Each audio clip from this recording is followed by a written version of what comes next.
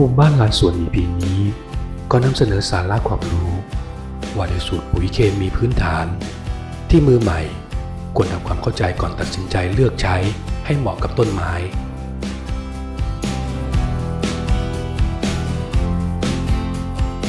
สำหรับมือใหม่หัดปลูกแล้วการเลือกใช้ปุ๋ยให้ถูกกับพืชก็เป็นปัญหากวนใจที่พบได้อยู่เสมอหลายคน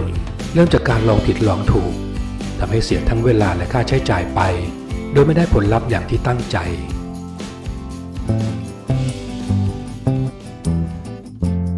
เมื่อซื้อปุ๋ยเคมีมาใช้เราจะพบว่ามีตัวเลข3กลุ่มกำกับเอาไว้อยู่ชัดเจนตัวเลขดังกล่าวจะบอกถึงปริมาณธาตุอาหารที่อยู่ในปุ๋ยนั้นๆโดยตัวเลขชุดแรกจะบอกปริมาณธาตุไนโตรเจนตัวเลขชุดกลางจะบอกปริมาณธาตุฟอสฟอรัสส่วนตัวเลขชุดสุดท้ายก็จะบอกให้ทราบถึงปริมาณธาตุโพแทสเซียมธาตุไนโตรเจนเป็นธาตุสำคัญที่พืชต้องการในการเจริญเติบโตช่วยในกระบวนการสังเคราะห์แสงและสร้างคลอโรฟิลล์ของพืชทำให้พืชมีใบที่เขียวสดหากพืชขาดธาตุไนโตรเจนไปใบใหม่ที่งอกมาก็จะมีขนาดเล็กมีสีเหลืองลำต้นจะแค่แกลนไม่สมบูรณ์ธาตุฟอสฟอรัสช่วยในการออกดอกและติดผลสร้างเมล็ดช่วยในการผสมเกสรทั้งยังกระตุ้นให้รากดูดธาตุอาหารได้ดียิ่งขึ้นพืชจึงมีระบบรากที่สมบูรณ์แข็งแรงหากพืชขาดธาตุฟอสฟอรัสไปพืชจะมีระบบรากที่อ่อนแอลำต้นจะแค่แกลนไม่ผลิดอกทำให้ได้ผลผลิตต่ำตามมาธาตุโพแทสเซียมเป็นธาตุอาหารที่ช่วยบำรุงให้พืชมีผลที่ใหญ่สีสวยผลมีคุณภาพดีและรสชาติที่หวานขึ้นหากพืชขาดธาตุโพแทสเซียมไปก็จะปรากฏรอยไหม้ตามขอบใบเหลืองรวมถึงรสชาติและขนาดของผลก็จะไม่ได้คุณภาพปกติแล้วปุ๋ยเคมีจะมีตัวเลขระบุเอาไว้ชัดเจนเช่น20 10 5หมายถึงน้ำหนักปุ๋ย100กิโลกรัมจะมีปริมาณไนโตรเจน20กิโลกรัมฟอสฟอรัส10กิโลกรัมและโพแทสเซียม5กิโลกรัมส่วนที่เหลืออีก65กิโลกรัมจะเรียกว่าฟิลเลอร์ซึ่งเป็นส่วนประกอบอื่นที่ช่วยให้ปุ๋ยจับตัวกันเป็นก้อนรวมถึงธาตุอาหารเสริมอื่นๆอาทิเช่นดินขาวปูนเปลือกหอยโดโลไมต์ปุ๋ยอินทรีย์หรือแร่ซีโอไลท์เป็นต้นอีกสิ่งที่มือใหม่ควรรู้คือสัดส่วนหรือเรโชของปุ๋ยที่มีเรโชเดียวกันก็จะจัดเป็นปุ๋ยชนิดเดียวกันสามารถนำไปใช้แทนกันได้แต่ตัวเลขของปุ๋ยอาจจะแตกต่างกันบ้างขึ้นอยู่กับปริมาณธาตุอาหาร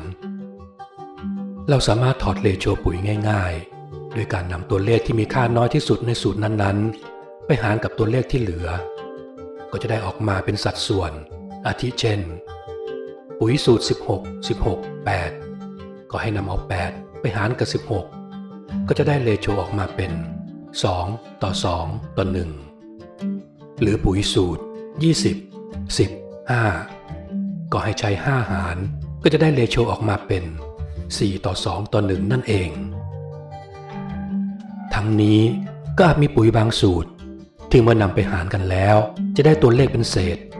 ซึ่งมักจะเป็นปุ๋ยสูตรพิเศษหรือปุ๋ยที่ผลิตขึ้นมาเพื่อใช้เฉพาะกับพืชบางประเภทนั่นเองเชื่อว่ายังมีอีกหลายคนตั้งคำถามตามมาว่าแล้วปุ๋ยสูตรเดียวกันทำไมตัวเลขจึงไม่เท่ากันเช่นปุ๋ยสูตรเสมอ10 10 10กับปุ๋ยสูตรเสมอ20 20 20นั่นอาจมาจากเหตุผลทางด้านการตลาดและเพิ่มทางเลือกให้กับผู้ใช้รวมถึงเพื่อความสะดวกในการนำไปใช้งานนั่นเองกล่าวคือหากเกษตรกรเคยใช้ปุ๋ยสูตรเสมอ10 10 10ในปริมาณ20กิโลกรัมต่อไร่สามารถเปลี่ยนมาใช้ปุ๋ยสูตร20 20 20แทนได้โดยปริมาณที่ใช้ก็จะลดลงครึ่งหนึ่งเหลือเพียง10กิโลกรัมต่อไร่ช่วยให้ทุนแรงและประหยัดเวลาในการทำงานในพื้นที่มากๆนั่นเองแต่นั่นก็อาจแลกมาด้วยราคาที่ต้องจ่ายแพงขึ้นด้วยเช่นกัน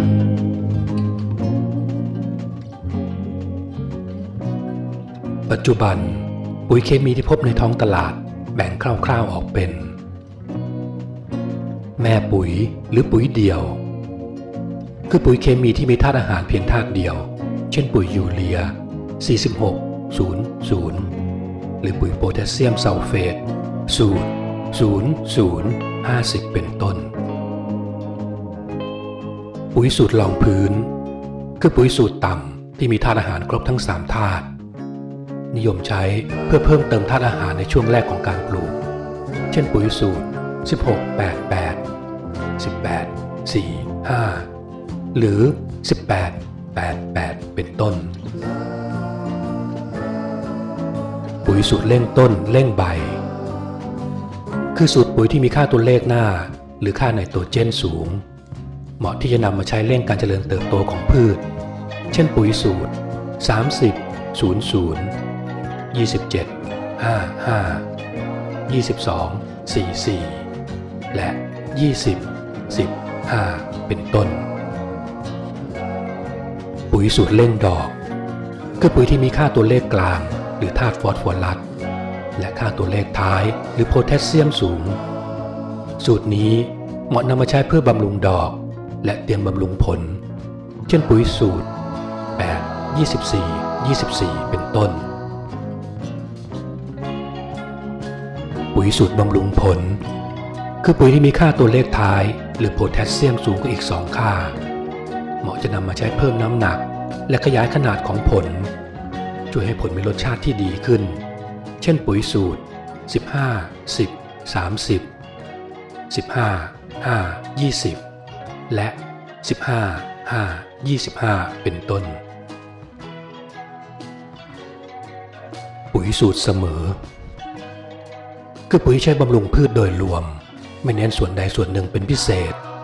มีธาตุอาหารหลักคือไนโตรเจนฟอสฟอรัสและโพแทสเซียม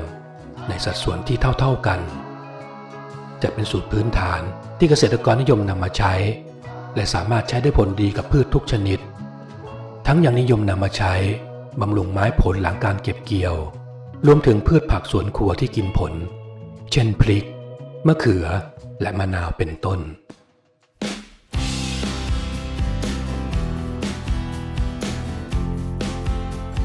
ขอบคุณที่รับชมโปรดกดติดตามและรับชมสาระดีๆเพิ่มเติมได้ที่ในช่องกันนะครับ